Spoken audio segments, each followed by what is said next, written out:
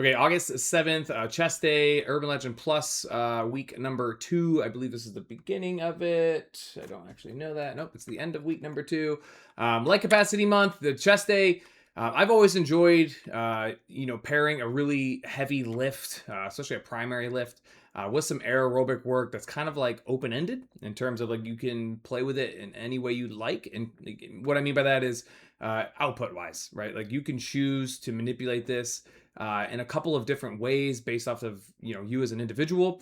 So you got the flat bench chest press, 70% is a floor. You can go up and over that. You got some flexibility in the rep count range here. And just to be clear, like 5 to 8 that's a lot of flexibility. Like that means multiple different weight classes in my eyes. A rep count from 5 compared to a rep count at 8 is probably a 2 rep count change for me, depending on what I'm doing on this row. But either way, it's a 4-minute EMOM, so you have a lot of time. Like there's no rush here. Like this is one of those ones where the round goes off. It's not like you immediately have to get into your chest press and knock it out as fast as humanly possible.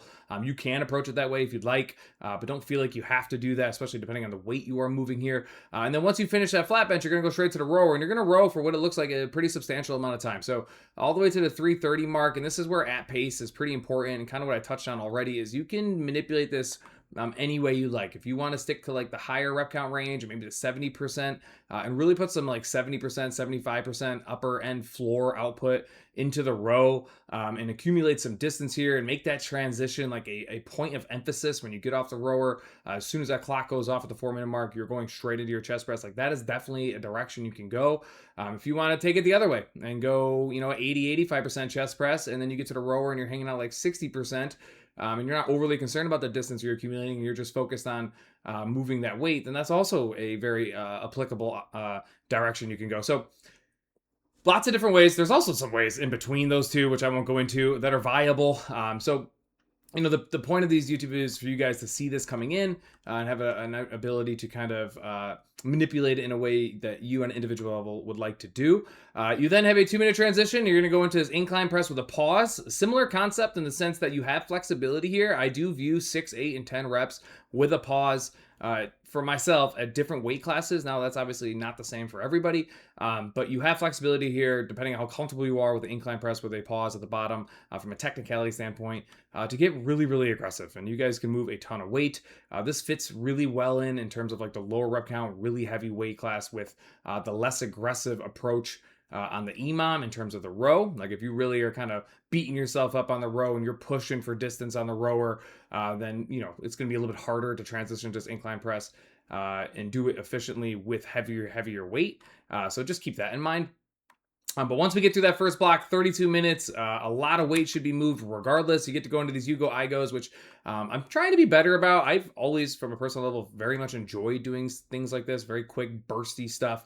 A situation where it's kind of irrelevant who your partner is, because you can just adjust your output relative to how quickly your partner is moving. If I have a partner who maybe isn't moving at the same pace as me, I can just elevate my output, really ramp up my run, ramp up my transition to overcome maybe a little bit longer recovery. So not something I'm overly concerned about. But again, I think this is pretty self-explanatory. And then the Urban Legend Plus. So this is week number 2, first workout of the week for chest, and the third chest workout overall. Remember, there's going to be 8 chest, shoulders, and leg workouts for Urban Legend Plus. And I just want to touch on this. I dropped the rep count down 5 to 7. A 3-minute time of recovery, and you're up another weight class from the prior week where the expectation was you're going to do 6 to 8 reps. And this is very realistic. It's falling in line with what I believe to be a very, I would say, basic 8-week cycle. There's not like I'm not playing with this a lot. I'm keeping it pretty black and white. And I'm very confident that it will work if the mentality is right and you guys stick to the schedule. Now, if you miss one of these the day before, the day after, it can be made up. But I've said this in class, and just in case you didn't hear it, or maybe you just missed it from another trainer, these decline press and these tricep presses, these supplemental lifts on all, shoulder, leg, and chest day, but obviously it's on the monitor. You guys got to take advantage of this. Like it's hugely important. It's not just about like putting all your effort into the flat bench, feeling really good, and just kind of being lackadaisical with a decline and tricep press. Like you've got to get the extra load. The supplemental lifts are here for a reason. So on an individual level, it is on you guys to continue to progress your weight. I even put on here the decline press. The expectation was 8 to 10 reps. We've knocked it down to 8, which means we are, an emphasis on trying to go up in weight here, even if you have to bridge it potentially. So I don't want you to just gloss over these supplemental lifts, as I believe them to be incredibly valuable to your success through this 8 weeks. So just keep that in mind. Obviously, if you guys have any questions, always feel free to ask. I love talking about it.